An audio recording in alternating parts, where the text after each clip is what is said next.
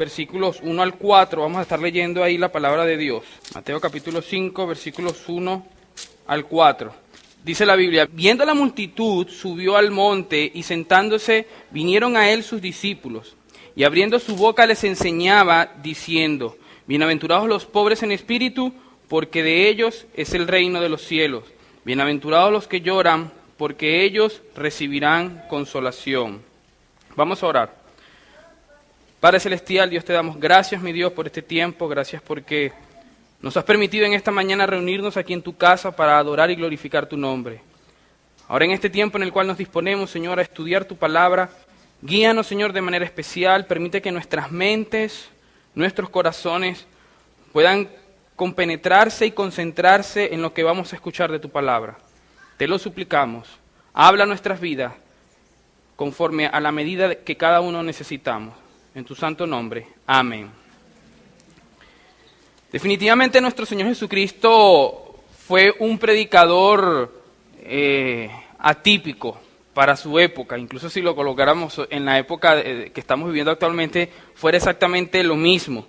Nosotros cuando estudiamos sus sermones notamos de inmediato que no hay fórmulas preconcebidas. Nuestro Señor Jesucristo no fue como esos predicadores actuales que usan fórmulas adornadas para que sus discursos puedan sonar atractivos, no nos dan clichés evangélicos para captar nuestra atención. Nuestro Señor Jesucristo no fue así. Con Cristo cada expresión, cada palabra cuenta. Cada cosa que Él tenía que decirnos era importante para Él. Era de interés para el público en general. Al mismo tiempo, Cristo era autoritativo, o sea, sus palabras tenían su peso. Cristo no tenía que estar echando chistes, contando anécdotas, contando historias tristes para llegar al corazón y mover los sentimientos, no. Nuestro Señor Jesucristo no captaba la atención de sus oyentes de esa manera. Y esa diferencia se pudo ver iniciando Él su ministerio. Al concluir el Sermón del Monte, por ejemplo, Mateo nos dice que la gente se admiraba de su doctrina, porque Él enseñaba como quien tiene autoridad, no como los escribas y fariseos. O sea, que de entrada ya nosotros podemos ver que esa diferencia se veía, y ellos la notaron, y Mateo la registra. Como el apóstol Juan en el capítulo 7, por ejemplo, que él decía que en una ocasión los alguaciles fueron a prenderles, enviados por los sacerdotes y los escribas y los fariseos. Y cuando ellos regresan, los alguaciles, con las manos vacías, ¿verdad? Porque se supone que iban a prender a Cristo y regresaron sin nada, los sacerdotes les preguntaron, pero ¿y por qué ustedes regresan así? Y bueno, y Juan dice que ellos les respondieron que nosotros no lo aprendimos porque jamás en la tierra habíamos escuchado a un hombre hablar de esa manera. Estoy parafraseando lo que dice Juan. Pero ellos se quedaron tan atónitos, impactados por lo que escucharon, que ellos dijeron, no pudimos prenderle, no pudimos tomarlo. Jamás habíamos escuchado a un hombre hablar así. Esa singularidad de Cristo en su predicación, nosotros la vemos ilustrada en el Sermón del Monte, de manera muy especial. Y nosotros estamos aquí comenzando con las bienaventuranzas. Cada palabra cuenta. Cada palabra cuenta. Cada expresión debe ser tomada con total atención. ¿Se recuerdan en el primer sermón que tuvimos introductorio? Decíamos que los predicadores muchas veces exageran. Van como que un poco más allá. Y decíamos que con Cristo, en el Sermón del Monte, eso no debía ocurrir. Porque con Cristo ninguna palabra es exagerada. Toda expresión cuenta. Y nosotros debemos admitir que aún el mensaje de Cristo en el día de hoy choca con la mente de lo que el mundo dice creer allá afuera. Y si eso pasa en la actualidad, imagínense 2000 años atrás, lo resultante que debió haber sido tan chocante a la mente de la audiencia que Cristo tenía en ese momento cuando Él pronunció las siguientes palabras: bienaventurados los que lloran, porque ellos recibirán consolación. Mire, si la primera bienaventuranza sonó un poco extraña, esta segunda era más extraña aún. Lamentablemente, en la actualidad, muchos predicadores populares tratan de dar al mundo la imagen, la idea de que el prototipo del hombre feliz, bienaventurado, es como el mundo lo dice. Y muchos predicadores encontramos en el día de hoy, en sus sermones, marcado por un interés de hacer que la gente se sienta feliz, hacer que la gente se sienta cómoda, que la gente pase un buen rato en el tiempo de la predicación, sacar algunos chistes y se puedan reír. Y no es lo mismo decir algo que a la mente de algunos pueda parecer chistoso que contar un chiste esperando que todo el mundo se ría. Y aquí lo vemos a veces, uno dice algo y hay alguna gente que queda seria y otros le da risa. Bueno, porque para la mente de algunos eso puede sonar gracioso. Ahora, eso no es lo mismo que contar un chiste, para entretener, para captar la atención. Miren, el lugar del púlpito en las iglesias evangélicas no es un lugar para echar chistes, no es para entretener, no es para decirle a la gente lo que quieran escuchar. Es un lugar donde se trata con almas, con las almas de los hombres, almas inmortales que podrían estar escuchando hoy el último sermón de sus vidas, que podrían estar escuchando hoy la última exhortación en sus vidas. Por eso alguien decía que no se puede ser payaso y profeta al mismo tiempo. O se es profeta o se es payaso. Pero ambas cosas al mismo tiempo no es posible. Un predicador eficaz captará la atención de su audiencia por lo que dice, porque toca las necesidades más profundas de su alma. Y Cristo durante su ministerio, Él no vino a entretener a la gente. Él vino a tratar con sus almas. Y no hay duda, mis hermanos, que en el Sermón del Monte ocurre exactamente eso. Cristo está tocando las fibras más sensibles de su audiencia. Está llegando a las necesidades más profundas de esas personas. Estos hombres y mujeres oprimidos por el imperio romano deseaban ser felices. Y ser felices de corazón. Ellos deseaban ser felices, deseaban la felicidad por encima de cualquier cosa.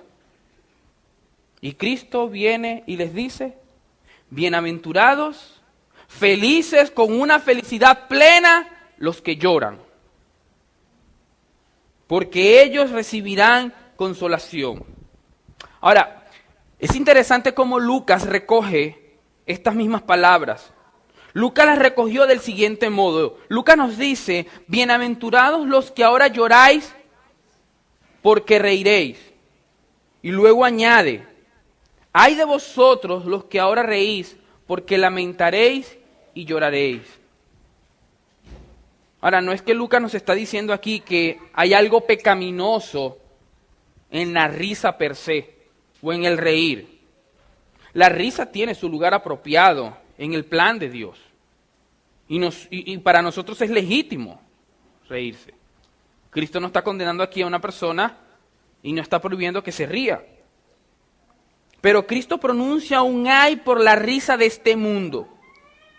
Y lo está haciendo para aquellas personas que se pueden reír por lo que el mundo allá afuera se ríe. Aquellas cosas que están allá afuera ocurriendo, que deberían hacernos llorar a nosotros, a muchas personas las hace reír. Y ese ay de condenatorio, de advertencia que está pronunciando nuestro Señor Jesucristo va dirigido a esa situación, a ese tipo de personas. Dice el apóstol Pablo que los hombres se complacen en aquellos con que pecan. Muchas personas se complacen en su pecado, se ríen en lo que hacen, se deleitan. Y Cristo está diciendo que tarde o temprano todo aquel que se ríe en este mundo por las cosas que este mundo se ríe y los hace felices y los hace contentos, vanagloriándose en su pecado, el día de mañana ellos llorarán. Porque los que deben llorar ahora por esas cosas que el mundo se ríe son otro tipo de personas a las cuales Cristo llama bienaventurados. La bienaventuranza en el reino de los cielos es para los que lloran. Y esto es paradójico. Es un pensamiento contrario para el mundo. El mundo busca diversión, diversión y diversión. Pero Cristo dice que todos aquellos que lo han conocido de corazón, aquellos que ahora forman parte de su reino, que lo han experimentado y lo experimentan en carne propia, ellos llorarán. Y alguien dirá, ¿verdad? Pastor, pero ¿cómo es eso que son bienaventurados? Porque lloran. ¿Por qué lloran? ¿Y cómo pueden ser bienaventurados si están llorando? Bueno, es acerca de eso exactamente que nosotros queremos abordar y hablar en esta mañana. Ellos lloran. Y al llorar son bienaventurados. ¿Cómo es eso? Bueno, para abordar esta bienaventuranza lo vamos a hacer de manera sencilla, como lo hicimos con la anterior, ¿verdad? Vamos a hacerlo de una manera negativa, qué no quiso decir Cristo, y después vamos a ver qué sí quiso decir Cristo. Y finalmente veremos entonces lo que el texto nos da como un consuelo.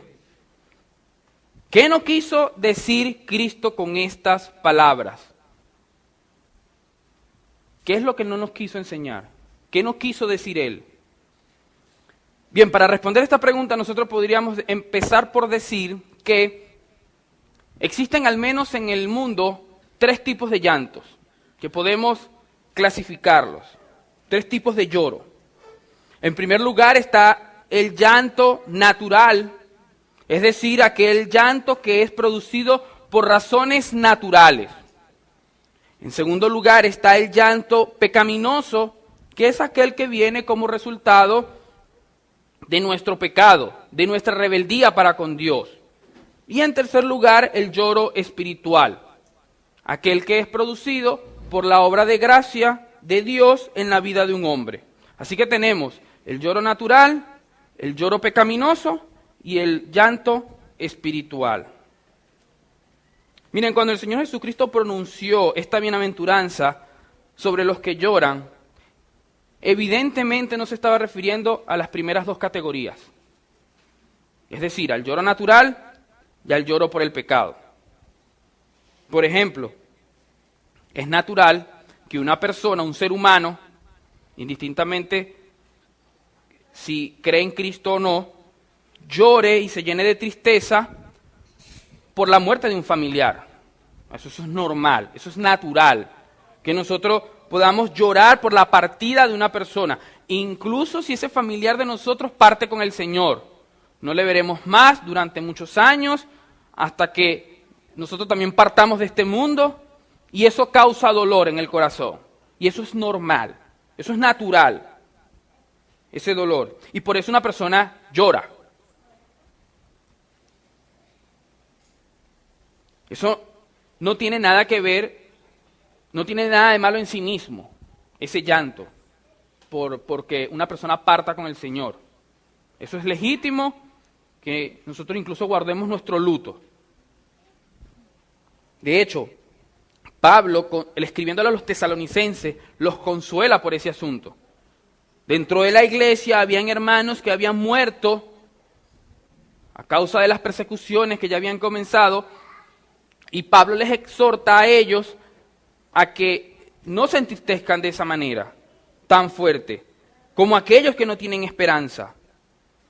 Ahora, Pablo quería instruirlos a ellos, para que su tristeza no fuese como la tristeza del mundo. Pablo en ningún momento esperaba, de ningún modo, de que estas personas no se entristecieran y no lloraran por la pérdida de sus hermanos en la fe. Ese no era el asunto. Pablo no quería que ellos fueran cristianos inmunes a la muerte, al dolor que produce la muerte. Pablo no quería eso. Él estaba ayudándoles a comprender que hay un lugar para ese dolor, pero no puede ser como el dolor de aquellos que no tienen esperanza. Eso es lo que Pablo dice en esa carta en el versículo 13 del capítulo 4. No entristezcáis como los otros que no tienen esperanza. En algún momento nuestra iglesia pasaremos por ese dolor de ver personas entre nosotros partir de este mundo. Y se llenará de tristeza nuestra iglesia por un buen tiempo. Dependiendo de la huella que haya dejado, ¿verdad?, la persona entre nosotros. Pero causará tristeza entre nosotros. Así que no hay una prohibición aquí absoluta a entristecerse por parte de Pablo. Aquí lo que hay es un contraste de Pablo. Algunos en la iglesia han muerto, han partido con el Señor para estar con Él en su presencia. Nosotros aquí en la tierra sentimos su ausencia, les extrañamos, nos duele, hay un vacío en medio de nosotros, eso produce esa tristeza. Pero no entristezcáis como aquellos que no tienen esperanza. Miren, también es natural el lloro y el llanto causado por el dolor físico,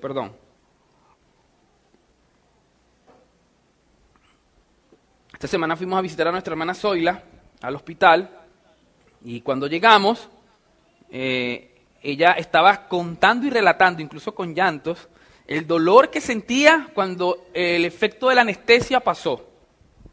Y estaba en sala de espera de quirófano, o sea que es mucho aire acondicionado, así que sentía dolor, mucho frío y lágrimas corrían por sus ojos.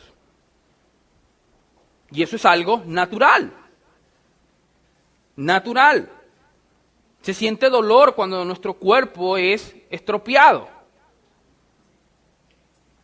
A veces nos produce llanto una escena conmovedora.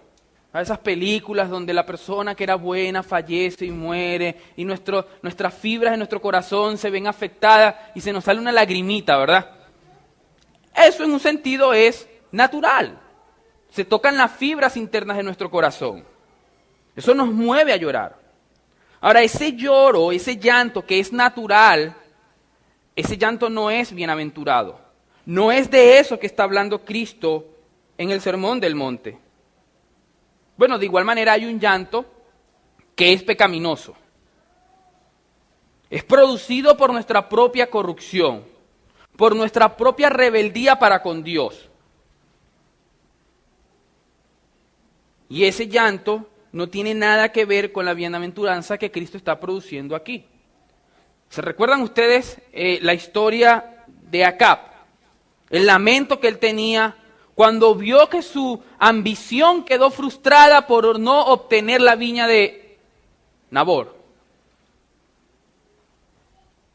Bueno, era un lloro por no haber satisfecho su codicia, de obtener lo que él quería obtener. Miren, muchas personas cuando no llevan a cabo sus deseos pecaminosos, y Dios tiene tanta misericordia de ellos que les impide llevar a cabo sus deseos pecaminosos, ellos se frustran y lloran. Cuando Caín lloró, Dios pronunció juicio sobre él por haber dado muerte a su hermano. Y yo pregunto, ¿acaso lloraba Caín por haber pecado contra Dios? ¿O acaso lloraba Caín por haber tenido envidia de su hermano y ahora esa envidia que se produjo en su corazón lo llevó a cometer un asesinato? ¿Acaso Caín lloraba por alguna de esas dos razones? No, por supuesto que no. Caín no lamentaba su pecado per se, sino más bien las consecuencias que esto trajo sobre él, que ahora le afectaban evidentemente. Dios lo estaba desterrando por completo. Él lamenta el fruto de su pecado.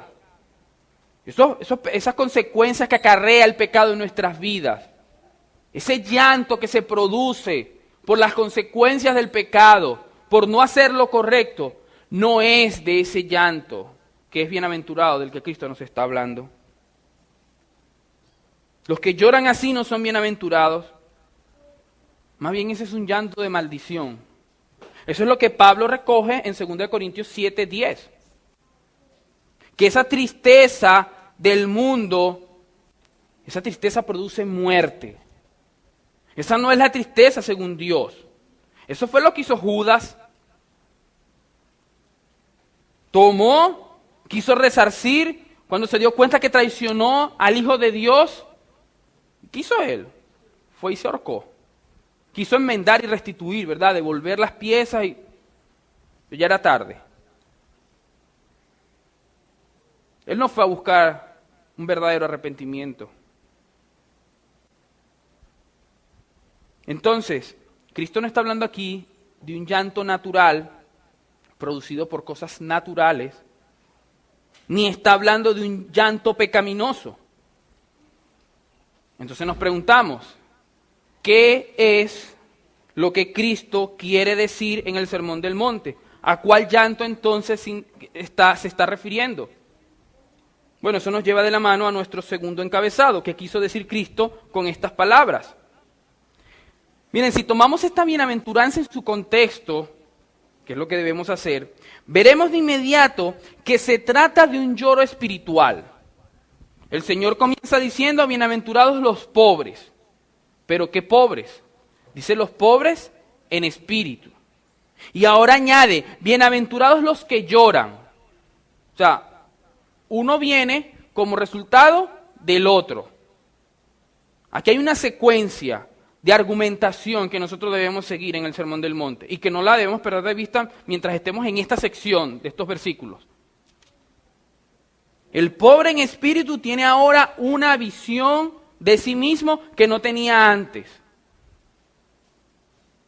Y présteme su atención. Él antes pensaba que era meritorio delante de Dios y delante de los hombres. Como vimos la semana pasada, él antes se veía que él no necesitaba venir a pedir migajas a Dios, porque él era rico. Y tampoco a los hombres, porque él también era suficiente. Pero él ahora se da cuenta de lo contrario. Él antes creía que no era tan malo como otros. Yo no soy así. Yo sí soy pecador, pero no tan malo como estos otros. Yo nunca he hecho un crimen de tal manera ni tal magnitud. Y él se justificaba, se autojustificaba. Después de todo, no era una persona tan mala. Pero un día, Dios tuvo misericordia de este hombre, le abrió su entendimiento para que pudiera ver ahora su verdadera condición, para que él pudiera comprender la santidad de Dios, ver su propia vida a la luz de la santidad de Dios, y entonces él, a la luz de eso, entender lo que empezó a ocurrir en su interior. Algo comenzó a morir. Comenzó a morir su autoconfianza, su autocompasión, su autojusticia. Todo eso queda devastado. Y ahora este hombre en su mente entiende que la única manera de poder salir de ese fango en el cual él se encuentra es a través de la justicia de otro, no de la de él mismo, porque él sabe que es pobre en espíritu. Y que la justicia que lo puede sacar de allí es la de Cristo. Es abrazar a Cristo por la verdad. Él es el justo. Él murió por pecadores. Y Él prometió amputar su justicia, la de Cristo, a mi vida. Por eso todos los que vienen a Él en arrepentimiento y fe, Cristo les perdona. Así que al conocer su condición, ahora este hombre llora. Llora al conocer su condición. Y ese llanto es la respuesta emocional, es volitiva, del reconocimiento de nuestro estado frente a Dios. Y es de ese lloro que Cristo está hablando en nuestro texto. Todo hombre que ha sido iluminado por el Espíritu Santo llora. Se contempla a sí mismo como un miserable, como un pobre, como un desnudo, desventurado. Y una persona que se ve a sí mismo llorará. Llorará. No necesariamente con lágrimas físicas. Eso depende de cada quien, cómo haya aprendido en su vida a reaccionar al dolor. Pero por primera vez esta persona ha visto su pecado tal cual es. Ha sufrido un desengaño, como cuando usted lo engañan, ¿verdad? Y se siente sumamente traicionado. Bueno, este hombre a sí mismo se ve engañado por él mismo. Él creía ser algo que realmente no era. Y se da cuenta de eso. Y por esa condición, por ese dolor, él llora ahora. Pablo le llama a esa tristeza, la tristeza que es según Dios, y nos dice que esa tristeza que es según Dios nos guía al arrepentimiento. Sin ese dolor por el pecado no hay arrepentimiento. Sin arrepentimiento no hay salvación. Y nadie, absolutamente nadie, que haya traspasado este umbral va a poder entrar por el reino de los cielos. Nadie que haya experimentado ese dolor, ese llanto, podrá pasar el umbral del reino de los cielos. Nadie, absolutamente nadie. El Espíritu Santo produce esa tristeza en el corazón. La produce. Y todos aquellos que el Espíritu Santo llama eficazmente son traídos a su reino. Vayan conmigo a Isaías por un momento, capítulo 61. Isaías 61. Vamos a el versículo 1. Quiero que leamos esto para después llevarlos a Lucas. Dice, el Espíritu de Jehová, el Señor, está sobre mí, porque me ungió Jehová. Me ha enviado a predicar buenas nuevas a los abatidos, a vendar a los quebrantados de corazón, a publicar libertad a los cautivos y a los presos apertura de la cárcel, a proclamar el año de la buena voluntad de Jehová y el día de venganza de Dios, del Dios nuestro, a consolar a todos los enlutados, a ordenar que a los afligidos de Sión se les dé gloria en lugar de ceniza, óleo de gozo en lugar de luto, manto de alegría en lugar del espíritu angustiado, y serán llamados árboles de justicia, plantío de Jehová para gloria suya. Ahora vaya conmigo rápido a Lucas 4, porque el Señor Jesucristo inició su ministerio mencionando este pasaje.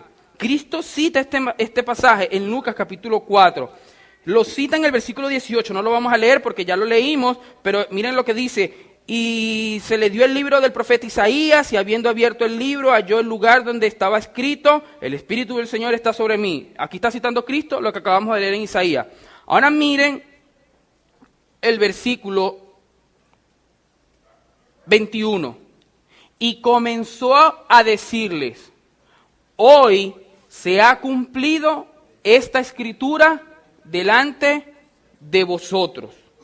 Esto que acabamos de leer en Isaías, y esto que él acaba de citar aquí, Cristo dice, esto ahora se ha cumplido aquí, delante de vosotros. Eso quiere decir que el pasaje de Isaías, que Cristo está citando, está hablando de él. Está hablando de nuestro Señor Jesucristo. El Espíritu de Jehová, el Señor, está sobre mí. ¿Sobre quién? Sobre nuestro Señor Jesucristo. Como siervo de Jehová. El Espíritu del Señor está sobre mí porque me ungió. Jehová, dice el texto. Me ha enviado a predicar buenas nuevas a quienes. A los abatidos. A eso vino Cristo a sanar. A vendar a los quebrantados de corazón. No a aquellos que tienen una tristeza natural, que lloran por la pérdida de un familiar, no. Sino esa tristeza interna del corazón. A vendar a los quebrantados del corazón. A publicar libertad a los cautivos. A los presos apertura de cárcel. A proclamar el año de la buena voluntad de Jehová. El día de la venganza del Dios nuestro, a consolar a todos los enlutados, a ordenar a que los afligidos se les dé gloria en lugar de ceniza, óleo en lugar de luto, manto del espíritu o manto de alegría en lugar del espíritu afligido. Y dice el texto, y serán llamados árboles de justicia, plantío de Jehová para gloria suya. ¿A quiénes les dará Cristo ese óleo de alegría? ¿A quiénes les quitará su manto de ceniza para darle su manto de gloria? Bueno, a aquellos que primero han estado llenos de luto. ¿De luto por qué? Porque lloran. Lloran su condición delante de Dios. Ahora saben algo que ellos no sabían. Han sido desengañados de sí mismos. Ellos se creían que eran todo suficiente en este mundo y ahora se dan cuenta que no son nada. Y a esos que lloran, Cristo enjugará su llanto. Ahora. Por eso Cristo dice que estas palabras se han cumplido con Él. ¿Y qué? ¿Y sabe lo que dice el Señor de estos hombres? Que estos hombres ahora son, y mujeres, son plantíos de Jehová. Árboles que Dios mismo ha sembrado, que los ha plantado para su reino. Una vez más, la salvación está absoluta y completamente en las manos de Dios. Árboles de Dios plantados para su gloria, para su reino. Y esos árboles plantados para su reino tienen esas características especiales. Entrarán llorando a su reino celestial. Y los que no tienen esas características, que no han sido sembrados por Dios, por el Padre, no entrarán llorando. Por eso Cristo dijo claramente en Mateo 5:13 que toda planta que su Padre Celestial no plantó será desarraigada. ¿Cuáles son las plantas que Dios el Padre plantó? Las que lloran. El texto dice, las plantas que mi Padre no plantó serán desarraigadas. ¿Por qué?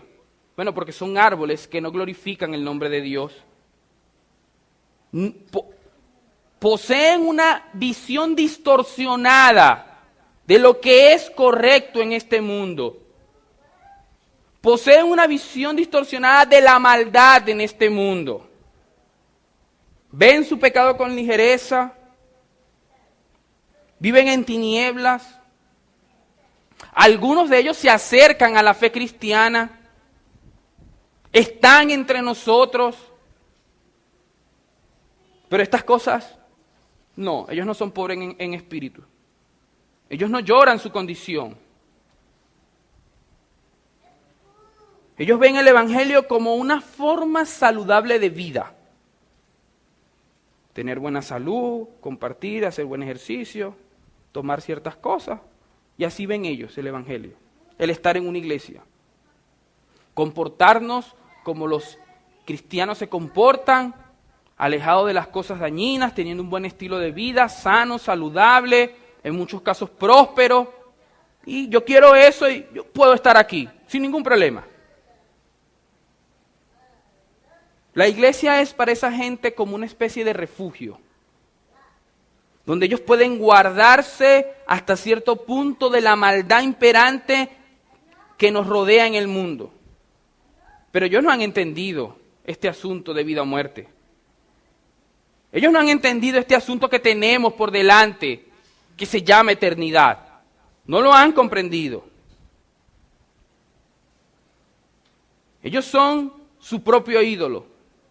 Ellos quieren seguir gobernando su vida. Pero estos hombres de quienes Cristo habla en Mateo 5:4 han visto su ídolo caer delante de ellos. Han visto a su ídolo ser destruidos delante de sus ojos. Ellos eran antes como ese fariseo que daba gracias a Dios porque él no es como los otros hombres. Ahora este hombre que llora su condición es como aquel publicano que ni siquiera se atrevía a alzar sus ojos al cielo porque se sentía profundamente humillado por la grandeza de Dios. Y decía, Dios sé propicio de mí pecador. Y yo te pregunto, mi querido hermano, tú que profesas la fe cristiana, a ti me dirijo ahora, ¿tú has experimentado este llanto en tu corazón? ¿Tú puedes decir con propiedad que tú eres pobre delante de los hombres? Porque para ser pobre delante de los hombres, se necesita ser pobre delante de Dios. ¿Eres tú pobre delante de los hombres? ¿Lloras la condición de tu vida? ¿Te afliges por tu pecado? ¿Experimentas ese dolor? ¿Puedes tú decir sí? ¿O estás en el terreno de la duda? Cristo dice que estas personas son bienaventuradas. Estas personas evidencian en su diario andar, ¿se acuerdan las características del pobre en espíritu? Su diario andar en humildad, constantemente. Son pobres en espíritu, entienden su condición, se lamentan por eso, lloran por eso, y ellos son admitidos en el reino de los cielos. Los otros descenderán a la condenación eterna por su propia justicia. Miren, hay algo que nosotros no podemos dejar pasar por alto en nuestro texto, que es un detalle importante. Cristo no dice aquí, bienaventurados los que han llorado. ¿Verdad que no? No es eso lo que dice el texto. No es eso lo que Cristo dice. El texto dice, bienaventurados los que lloran. No los que lloraron el día de su conversión, no los que se recuerdan que lloraron el día que dijeron, yo acepto a Cristo como mi Salvador personal. No, eso no es lo que el texto dice. El texto dice, bienaventurados los que lloran, en presente continuo. Una actitud constante de lamento, de llanto, de la condición en la cual yo me encuentro, en ver mi pecaminosidad, en ver lo desastroso que es mi vida. Que no puedo salir, no hubiese podido salir de aquí si no hubiese sido por la gracia de Dios. Esta es una característica, y aquí el punto, que debe acompañar a los ciudadanos de este reino durante su peregrinaje en esta tierra. No es algo de un momento que yo narro y digo, yo sí experimenté eso, hace 5 años Dios me salvó. Y ahora vivo como un rico en la tierra. No me importa perdonar, me justifico a cada rato, pero fallaste aquí. No, pero es que tú no sabes y tú no entendiste. No. Es alguien que constantemente está lamentando. Y cuando recibe exhortación por algo que hizo mal, ¿cuál va a ser la reacción de una persona que es pobre y que se lamenta? Va a decir, sí, fallé, perdóname. Es algo constante, es una característica. Y la pregunta es, ¿lloras tú? ¿Te lamentas tú? Los cristianos, dice Cristo, ellos son bienaventurados porque lloran. Miren, yo entiendo y comprendo que yo el día que vi mi corrupción, yo lloré mi maldad, y se supone que yo debo de seguir llorando y lamentándome. Sí, Cristo dice que sí. Bienaventurados los que lloran. Si dijera los que lloraron, estaríamos hablando de otra cosa, ¿verdad? ¿Qué significa eso? Que los cristianos aún lloran. Bueno, en primer lugar, los cristianos aún lloran porque saben que todavía son vencidos por el pecado. Por eso lloran. En ocasiones los cristianos son vencidos por el pecado. Ellos no lo practican, pero en ocasiones cometen diariamente pecado por omisión o por comisión. Y ellos están conscientes de su condición y por eso se lamentan. Porque pecan, fallan, hieren. Y aquí, mis hermanos, hay una diferencia que debemos saber trazar entre un cristiano y un hipócrita. El hipócrita es el que dice ser cristiano, pero no lo es. Pero vamos a diferenciarlo. El cristiano, el verdadero, pero cristiano, y el hipócrita. El hipócrita vive encubriendo su pecado. Justifica su pecado. Eso es una característica del hipócrita. Usted le hace ver algo que está mal y él lo justifica. Lo justifica constantemente. Lo encubre, le echa la culpa a otro. Pero es que si fulanito no me hubiese dicho lo que yo le dije o lo que me dijo, no hubiese actuado así. Es que si él hubiese llegado temprano, yo no me hubiese airado como me airé. No, pero es que usted no entiende, hermano. Es que eso es todos los días, mi esposo en casa, ¿verdad? No. El cristiano no hace eso hace el hipócrita. Se justifica, encubre su pecado, se molesta cuando es confrontado, se enoja cuando es confrontado. Él va a buscar una justificación a cada rato. No sé si te le ha tocado hablar con esas personas que eso es argumento tras argumento para justificar su pecado. Está mal, pero y argumenta y dale, y hay que saber argumentarlo.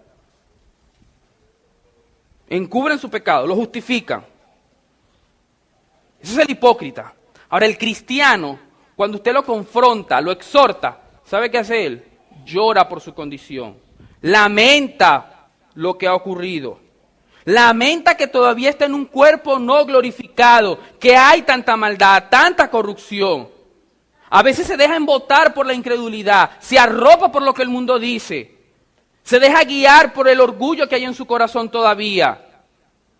Pero cuando es confrontado, él no se queda allá arriba, desciende y reconoce su condición y perdona. Toma las palabras de Pablo.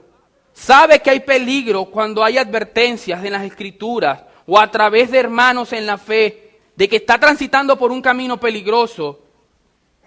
Y él hace las palabras de Pablo: miserable de mí, ¿quién me librará de este cuerpo de muerte?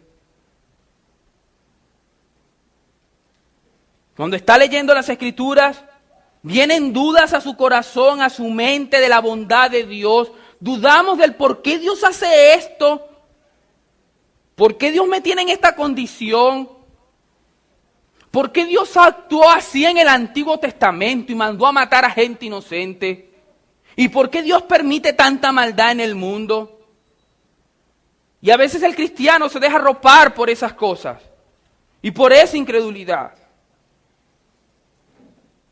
Pero el Espíritu Santo que mora en él trae convicción a su corazón y llora y se lamenta por haberle no creído a Dios por momentos, leyendo la Escritura.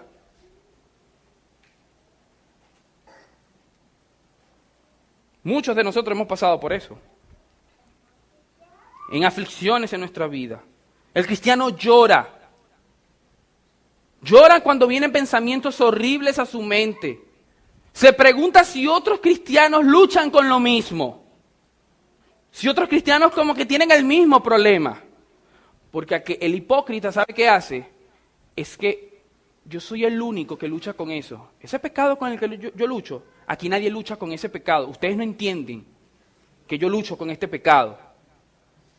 Y él se justifica para pecar. Y cae, y se levanta, y está allí. Y no vemos progreso, pero él se justifica. Pero el cristiano verdadero, cuando ve su condición, ve a su alrededor, él se pregunta: ¿tienen mis hermanos en la iglesia, otros creyentes, la misma lucha que yo tengo con el pecado? ¿Sabes, mi hermano? Déjame decirte que sí. Todos nosotros somos seres humanos. Estamos en este cuerpo. Tenemos, ¿verdad?, ese pecado de Adán en nosotros. Nacimos pecadores. Y todos luchamos contra nuestra naturaleza pecaminosa. En mayor o menor grado, unos pecados más que otros. Todos luchamos con el orgullo, todos luchamos con la codicia, con el egoísmo. Todos luchamos con esos pecados. Con el rencor, con la amargura. Pero la diferencia está en cómo nosotros lidiamos con esos asuntos. ¿Nos justificamos o vamos arrepentidos y lloramos y lamentamos nuestra condición? ¿Sabes? Pero esta persona que Cristo está describiendo aquí que llora y se lamenta, no solamente se lamenta por su propio pecado, por su condición. Dios le da luz, ve que es un pobre en espíritu, ve su condición, ve que no puede salir de su pobreza por sus propios medios, ve que la única justificación que puede por salir de allí, de su estado espiritual, la tiene en Cristo, en su justicia, esa es imputada a Él. Él lamenta y llora su condición y vive una vida en humildad. Pero Él no solamente se lamenta por su propia condición, esa persona llora también por lo que sucede allá afuera en el mundo. Llora y se lamenta por el horror del pecado de los hombres y mujeres que viven en este planeta. Eso es lo que David recoge en el Salmo 119, versículo 53. Dice, horror se apoderó de mi causa, de los inicuos, que dejan tu ley, que abandonan tu ley. Y en el versículo 136 del mismo Salmo 119 dice, ríos de lágrimas descendieron de mis ojos porque ellos no guardaban tu ley. Mira, mientras más grande es el amor de una persona para Dios, mientras más grande es su fidelidad para Dios, para esa persona será un horror completo contemplar allá afuera cómo este mundo se está perdiendo día tras día en el pecado. Un mundo caído multiplica su maldad, momento tras momento. Y el cristiano no puede ser indiferente a eso. Él se lamenta, él llora esa condición cuando lee los periódicos, cuando oye las noticias, cuando ve que naciones en nuestro continente están aprobando el aborto, el matrimonio entre personas del mismo sexo. El cristiano verdadero siente indignación, llora por esas cosas, siente dolor por esas cosas, porque la gloria de Dios, que es lo que realmente importa, está siendo pisoteada. Por eso llora y se lamenta. Porque hombres y mujeres están siendo conducidos, esclavizados en su pecado. Y si siguen así, les espera el lago de condenación. Todo hombre que es fiel a Dios va a oponerse, a dolerse por eso. Va a sentir dolor por estas cosas. Va a venir en oración a Dios para pedir que vengan tiempos mejores. Tiempos cuando tengamos púlpitos en nuestras iglesias en Venezuela, donde los pastores no pierdan el tiempo echando chistes, contando historietas, poniendo teatros en las tarimas para entretener y evangelizar. Un cristiano verdadero lamentará esas cosas. Orará para que nuestros tiempos cambien. Y gloria a Dios porque en nuestra nación están despertando hombres al verdadero evangelio. Gloria a Dios por eso. No solamente en Caracas, en Valencia, en Maracay, en Maracaibo, al oriente de nuestro país. Es necesario que nuestra nación despierte a lo que es el verdadero evangelio, el evangelio histórico. No la caricatura que viven muchas iglesias en la actualidad en nuestro país. Ese no era nuestro Señor Jesucristo. El Espíritu Santo viene con poder cuando su palabra es predicada. Y desciende de lo alto y trae convicción a nuestras vidas y salva a pecadores. Aquí no engañamos a nadie. ¿Ha ocurrido un cambio en tu vida? ¿Se ha producido un antes y un después? ¿Ves tu condición delante de Dios? ¿Te lamentas por estas cosas? Mi hermano, esto que estamos hablando es sumamente importante y trascendental. Esto es eterno. Nuestra vida es pasajera. Y jóvenes, niños de nuestra iglesia, esto es trascendental. Presten atención. Esto que estamos hablando es importante para el destino de tu vida. ¿Sabes? Si Dios ha puesto ese peso en tu corazón por causa de tu pecado, Cristo dice, venid a mí todos los que estáis trabajados y cargados, y yo os haré descansar, dice Cristo. Venid a mí y hallaréis descanso para vuestras almas. Es decir, serán consolados. Pero saben, en tercer y último lugar, hay una promesa en el texto. Una promesa en el texto. un consuelo constante. No dice aquí, bienaventurados los que lloraron porque ellos recibieron el consuelo. Como que eso ocurrió en un momento, en el pasado y en la actualidad. Los que fueron bienaventurados son los que recibieron el consuelo. No. Eso no es lo que Cristo está diciendo aquí. Bienaventurados son los que lloran porque ellos cuando lloren serán consolados. Cuando lloren por su maldad, cuando lloren por la maldad que ocurre en el mundo, ellos recibirán la consolación que Cristo y solo Cristo puede dar. Por nuestros pecados actuales, tendremos la gracia necesaria para vencer las tentaciones. ¿Sabe? Cuando el cristiano ve su maldad y ve sus corrupciones, llora por ella delante de Dios. Le pide al Espíritu Santo que traiga esa convicción, que lo mantenga cerca de Él. Primera de Juan 1:19, una carta escrita para cristianos y para saber diferenciar a aquellos que están en la iglesia, que no son de Dios. Dice, si confesamos nuestro pecado, Él es fiel y justo para perdonar nuestros pecados y limpiarnos de toda maldad. Cuando lloramos por nuestros pecados, Dios nos reconcilia. Y no solo nos reconcilia, nos recuerda que su gracia es sola suficiente para seguir de victoria en victoria. Por eso Judas recoge en el versículo 24 y 25 de su carta, y aquel que es poderoso para guardarnos sin caída y presentarnos sin mancha delante de su gloria, con alegría al único y sabio Dios, nuestro Salvador, sea la gloria y majestad y la potencia ahora y por los siglos de los siglos. Amén. Pero los únicos habitantes del planeta que ven este texto con alegría, Mateo 5:4, son aquellos que conocen su pecado, son aquellos que han llorado por su maldad, y cuando leen estos textos, sus corazones son consolados. Dios es bueno, es perdonador, es grande en misericordia con todos aquellos que le invocan. Esa es la buena noticia para los que lloran. Cuando lloren por el estado en el que está el mundo, recordarán que hay un Dios soberano que gobierna, que Satanás no ha salido fuera del control de Dios haciendo lo que le da la gana. No, recordarán que a Satanás le queda poco tiempo. Mientras tanto, Dios es todopoderoso para llamar a pecadores a salvación, eficazmente a salvación. Por eso oramos para que personas sean salvas. Por eso oramos para que se expongan al verdadero evangelio. Por eso oramos. Y esa es la buena noticia. Pecadores eficazmente llamados a salvación.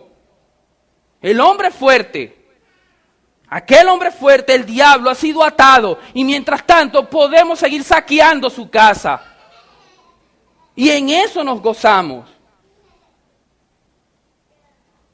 Saben, nos queda un consuelo que no podemos perder de vista para terminar. Y es que al final de estos tiempos, cuando Cristo regrese en gloria, dice la Escritura que Dios enjugará toda lágrima de los ojos de ellos. No habrá más muerte, más llanto, ni más clamor, ni más dolor. Y gloria a Dios porque nuestro Señor Jesucristo volverá. Gloria a Dios porque nosotros ansiamos su regreso. No estamos equivocados en nuestra fe, para los amigos que nos visitan en esta mañana. Tenemos una fe ciertísima, basada en la Escritura, basada en aquel que dijo quien decía ser, nuestro Señor Jesucristo. ¿Saben, mis hermanos? Al igual que en las bodas de Canaán, Dios se ha reservado el mejor vino para el final. No como Satanás, como lo describe la parábola del mayordomo en el pasaje de Juan capítulo 2, que él da el mejor vino adelante y después te das cuenta de que es un completo fraude. No, Cristo no es así. Él da el mejor vino de último, el mejor vino para el final. Nuestro Cristo volverá, eso es una verdad. ¿Y cuál es nuestra actitud para con eso? Ayer terminaba la conferencia Volveré, los que pudieron verla. Y Y mi hermano, muy poco en nuestra época se habla del hecho irremediable, independientemente de cuál sea tu postura acerca de la segunda venida de Cristo, hay un hecho real, y es que Cristo va a volver, va a volver.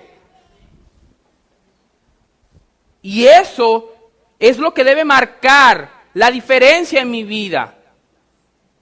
Cuando yo me presente delante de Cristo, ¿qué voy a presentar? No es que Cristo, es que esa iglesia, los hermanitos eran complicados. Y si yo hubiese estado en una mejor iglesia, yo no hubiese... No, mi hermano, apartados de mí, hacedores de maldad.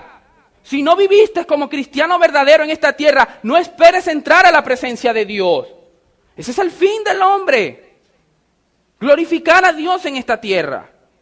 Y cuando este mundo acabe y entremos en la gloria, lo que habremos hecho aquí con nuestra vida, eso será lo que importará. Eso será lo que importará. El rico que vivió su vida en deleites carnales, en un olvido total a las realidades eternas, ese finalmente fue atormentado por los siglos de los siglos. Y recuerdan ustedes lo que Abraham le dijo al mendigo que estaba en la puerta, cuando caían migajas a la mesa. Abraham le dijo al rico, este ahora es consolado aquí, porque allá en la tierra tú tuviste tus riquezas, y él fue pobre, pero él ahora es rico y es consolado aquí. Ahora sus males aquí son consolados.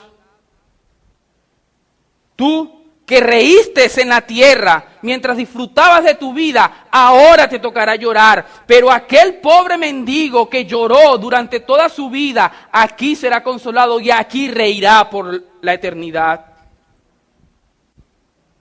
¿Sabes, mi querido amigo? Y querido amigo que profesa la fe cristiana, no hay alternativa. Los que no han conocido este dolor por su pecado, este llanto, no lo han experimentado, no experimentarán el consuelo de Dios por la eternidad. Solo aquellos que han conocido a Dios, que son pobres en espíritu, que se lamentan por su pecado aquí y ahora, serán consolados en la eternidad. Solamente ellos.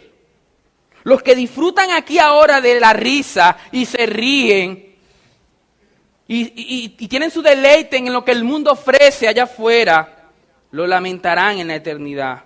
No hay alternativa. ¿Sabe qué podemos decir? Que Dios nos dé cordura para tener una correcta perspectiva de las cosas de este mundo aquí y ahora. Nosotros aquí ahora podemos comenzar a disfrutar de lo divino, de lo que haremos por la eternidad, a guardar con ansias el final. Algunos hermanos se preguntan, ¿verdad?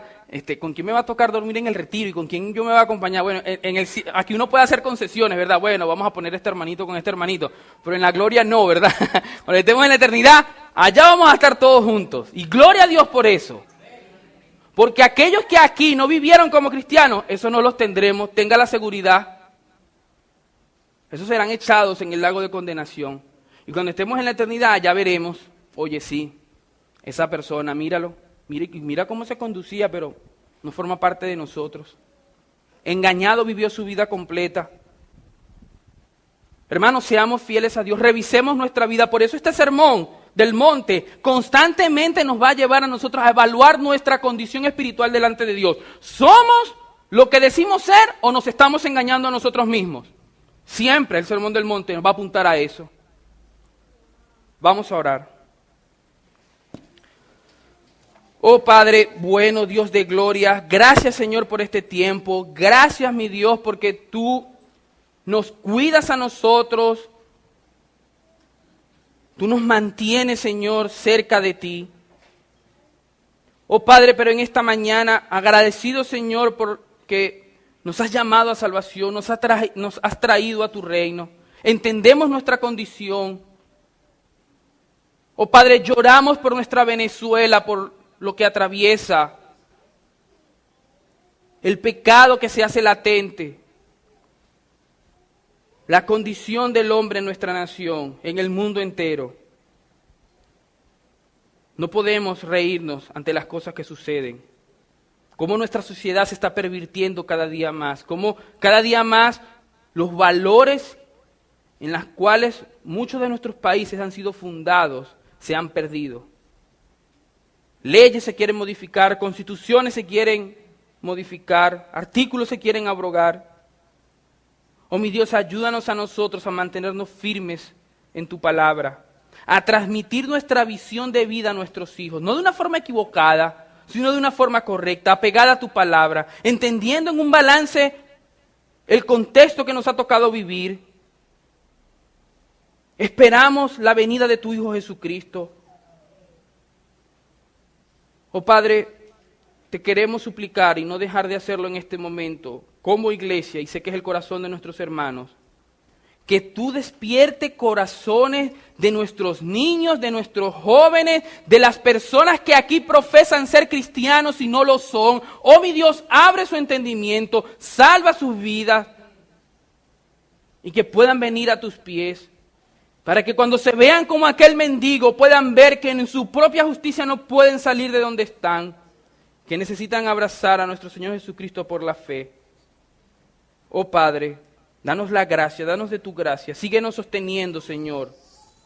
Te lo suplicamos, te lo rogamos, Padre Celestial, en tu santo nombre. Amén.